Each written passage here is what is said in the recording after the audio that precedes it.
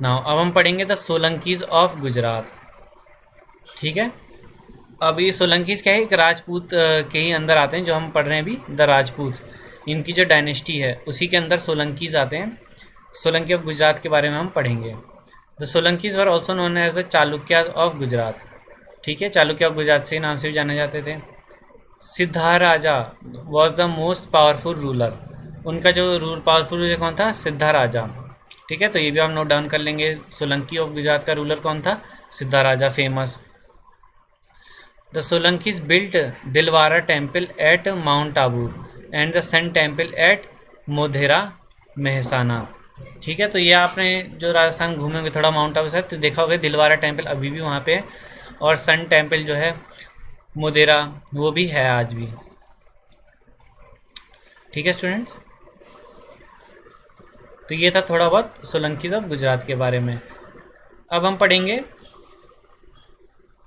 तो एक पिक्चर है सन टेम्पल मोधेरान, जिसे सोलंकीज ने कंस्ट्रक्ट किया था। ठीक है, अब तो अब गजनवादीज़ के बारे में हम पढ़ेंगे, यानी मोहम्मद ऑफ गाजी। अब क्या था, ये सब थे हिंदुस्तानी रूलर जो भी हमने पढ़ा था अभी। अब क्या था, मुस्लिम रूलर, जो पहला मुस्लिम रूलर था उस टाइम पे, उसने जब अटैक किया वो कौन था, मोहम्मद ऑफ गाजी। तो इसके बारे में पढ़ेंगे। Many invaders enter India through north west side.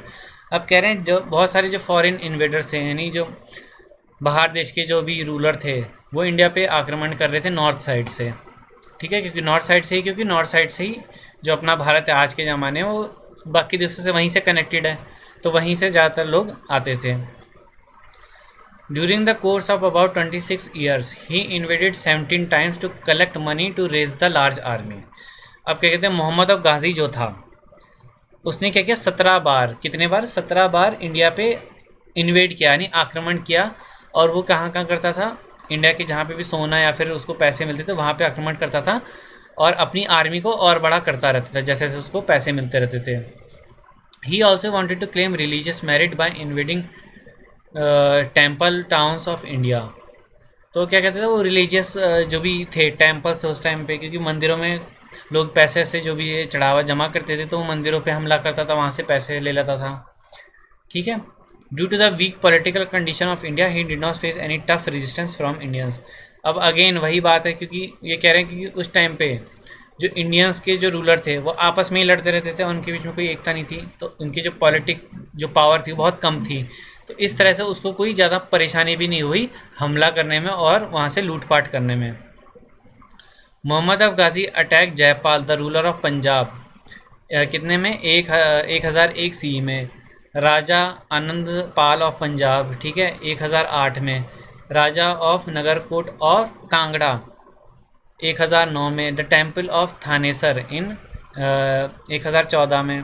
Temples of Mathura, Chandela ruler of Kalinjar and Somnath temple etcetera. अब ये इन सब की जो भी राजा और जो भी जगहों के नाम इसने अभी बताए हैं, इन सबको उसने लूटा। तो आप देख सकते हैं इसने कितनी ज़्यादा लूटपाट की थी इंडिया में। And looted thousands of temple to collect wealth. अब पैसे वैसे जमा करने के लिए इसने ये बहुत ही हज़ारों मंदिरों को लूटा, और कई जो फेमस जगह पे उनको लूटा। इसमें मेन मेन जगह आप थोड़ी बहुत याद रख सकते हैं, सोमनाथ टेम्पल हो गया। ठीक है, तो अब रीज़न क्या था, इसने ढेर सारे पैसे जमा कर लिए और खुद की बहुत बड़ी सेना इसने बना ली थी।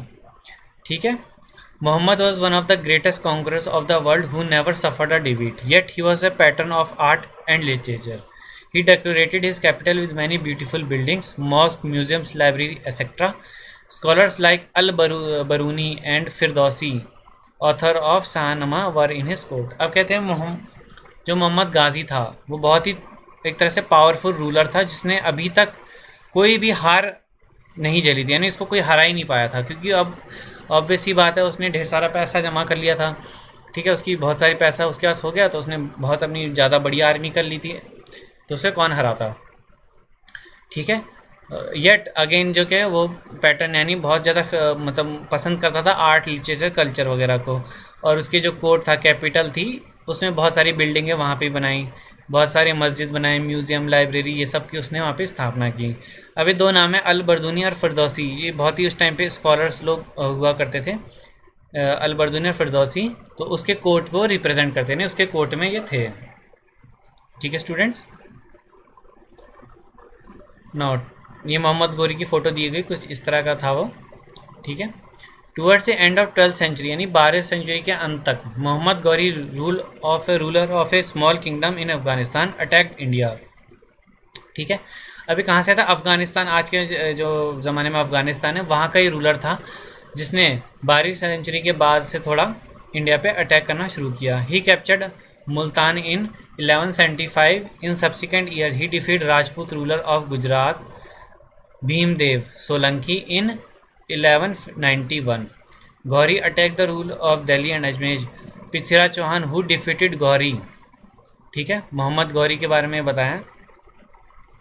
ठीक है स्टूडेंट्स, अभी हम किसके बारे में पढ़ रहे हैं? मोहम्मद गौरी के बारे में। ऊपर हमने किसके बारे में पढ़ा था? मोहम्मद ऑफ गाजी के बारे में। ठीक है, तो मोहम्मद गाजी में कौन था? जिसने मुस्लिम की नींव रखी थी, यानी जो मुस्लिम के जो रूलर थे उनकी नींव रखी थी, वहाँ से स्टार्ट किया था। अब जो नेक्स्ट रूलर था मोहम्मद गौरी। मोहम्मद गौरी भी एक बहुत ही खतरनाक एक तरह से रूलर था वो, जिसने इंडिया पे कई बार रूल किया था। उसी के बारे में बताया किस किस से रूल किया था उसने।